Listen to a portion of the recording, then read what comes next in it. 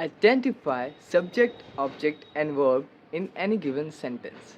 सबसे पहले देखते हैं वर्ब को। वर्ब क्या होता है? इंग्लिश के किसी भी सेंटेंस के अंदर जो क्रिया हो रही है, जो एक्शन परफॉर्म किया जा रहा है, जो काम हो रहा है, उसे हम वर्ब कहते हैं। उसी एक्शन, क्रिया और वर्ब को जो करता है, उसे हम हिंदी में कर्ता कहते हैं और इंग्लिश में उसे कहते हैं सब्जेक्ट। यानी एक्शन को परफॉर्म करने वाला हमारा सब्जेक्ट है।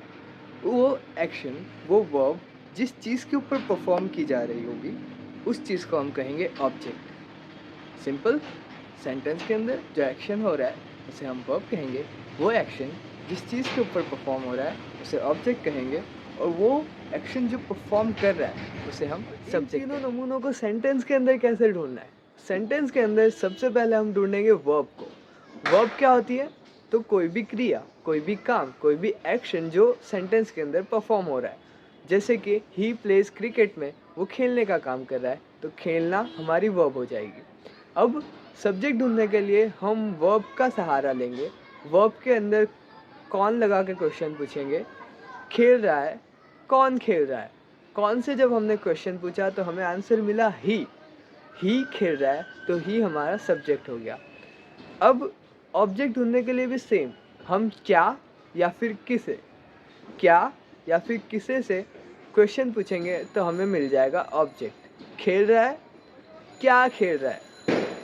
क्या खेल रहा है? क्रिकेट खेल रहा है, तो हमें आंसर मिल गया क्रिकेट। क्रिकेट हमारा object.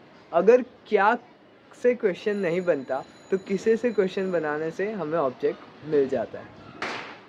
So at the end कुछ फैक्ट्स इस टॉपिक के रिलेटेड।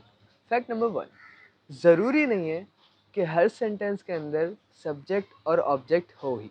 इसे ऐसे देखिए, जैसे कि होपफुली आप एक इंसान हो, तो इंसान बिना हाथ और पैर के रह सकता है। अगर आपके हाथ और पैर नहीं होंगे तो आप एटलीस्ट ज़िंदा तो रह सकते हो।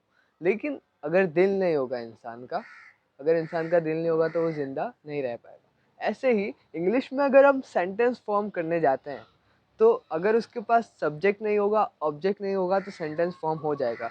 लेकिन विदाउट वर्ब कोई सेंटेंस फॉर्म नहीं हो सकता। फैक्ट नंबर 2, सब्जेक्ट, ऑब्जेक्ट और वर्ब के अलावा भी सेंटेंस के अंदर कई सारी चीज़ें होती हैं, जैसे कि conjunction, punctuation, connecting verbs, prepositions और ना जाने कितने सारे टॉपिक्स। इन सारे टॉपिक्स के अंदर इस वीडियो में आपको एक चीज़ ध्यान देनी चाहिए, वो है ऑक्सिलरी वर्ब्स। ऑक्सिलरी वर्ब्स या फिर हेल्पिंग वर्ब्स होते हैं हमारे is am are, was were, will shall, do, does, did, has, have और हैड। ये सारे जो होते हैं ये हमारे ऑक्सिलरी वर्ब्स हैं, तो ये भी सेंटेंस में होते हैं। That is for today. Thanks for watching.